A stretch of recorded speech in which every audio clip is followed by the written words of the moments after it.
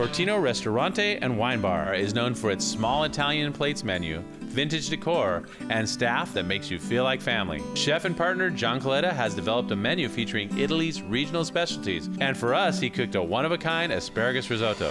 Patrick, since it's springtime, we're going to make this incredible asparagus risotto, and everyone thinks that risottos are so challenging and so difficult.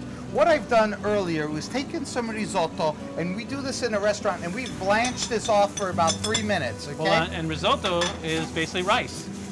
Well, in fact, the special rice that we use is called Acquerello. We use, it comes from the Piedmont region, and the species is called cannaroli. It's been aged for over a year. And why that's important is because it allows for the rice to be cooked to the al dente stage. What did you put in there? I put some asparagus puree, some fresh asparagus, and what we're going to do is bring this together with a little bit. We've got asparagus juice, so we've juiced this. So you can, you know that machine you make carrot juice with every morning? Yes. Now you're going to make asparagus juice. Okay?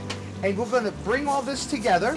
Now, typically with risottos, from the beginning, you make what's known as a sofrito, which means you take olive oil, you add minced garlic, minced onion, you add the rice, a little bit of white wine. The best risottos are made using this method, okay? And the reason I can say that is because I worked in restaurants in both France and Italy where it was done in this format, giving the flavor of the asparagus. You want to taste the springtime. You know, just think of the earth and that it's budding, and you know, with all kinds of vegetables. You know, we've had a very long winter here in Chicago, so it's time for a great risotto dish. Okay. So now this is all coming together. We're going to add a little bit more of this of the puree. Okay. Now there are many techniques for making risotto, but the main technique that most people are used to is where the rice is toasted, okay? But we can also do one where you take a pot, add a little bit of the rice, put a lid on it, put 4 times the amount of water, and come back in 20 minutes and it's ready, and that also works very, very well. Now, you want to expand it, right? Absolutely. Now, one of the things we want to do, you can see the inner soles of the rice. Look at that. Yeah, can you see that? Right in there.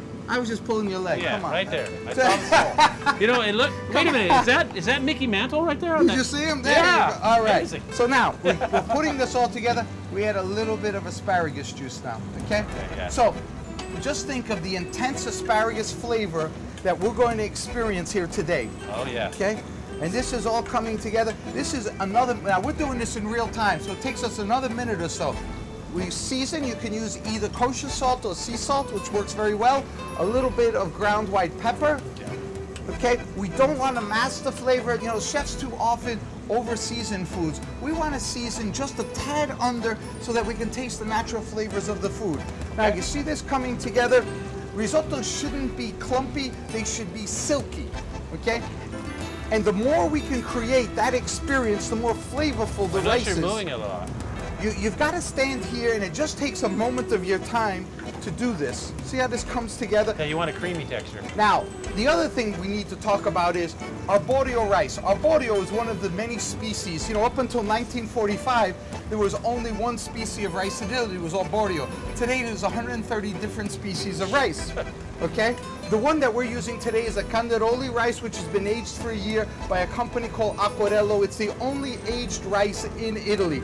The Chinese have been aging rice 5,000 years ago, so they're very, very familiar. But in Europe, Acquerello is the only one to be able to do this. Well, pasta came from China, right? No, it didn't. It did not. No. Okay, that's just a Marco Polo thing? No, that's what the Chinese trying to make some money. Oh, okay. Hey, see, you heard it here first.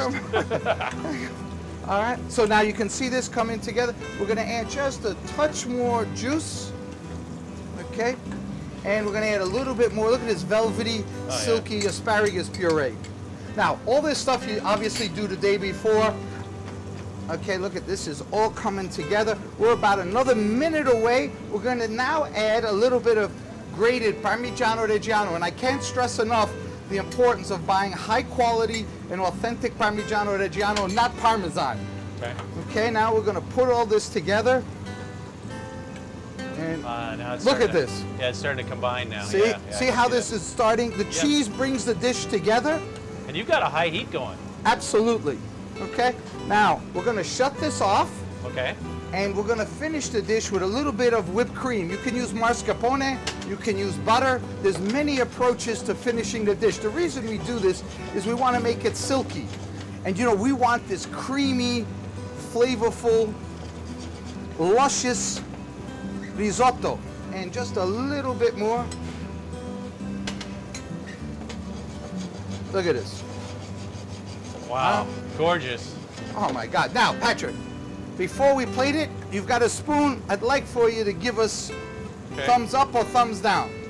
Okay, it's hot as heck, right? No. Oh my God. A little more salt? A little more salt for me, but Okay. a little bit. Okay, a little I'll pepper. tell you what, you really do taste the vegetables. Right. Like it pops. Okay, now we got this risotto. Look at this. Look how silky that is. And you want to put this on a flat dish. It shouldn't be cake-like. Oh, Take my one good look at this. Patrick, if you were to bring this home to your mom, she would think you're Italian. Oh yeah, she would. Right? She'd go, what happened? What happened? You converted on me. You went from Hungarian to Italian. Look what happened. Yeah. Well, this is amazing. I mean, this is like a Chicago institution, Quartino's. Place to be, right? Absolutely. Thank you. And Chef John Coletta, thank you so much. It's a pleasure. Thank you. It's a real pleasure. And thank you so much for being here with us today. And until next time, just remember to Enjoy. enjoy.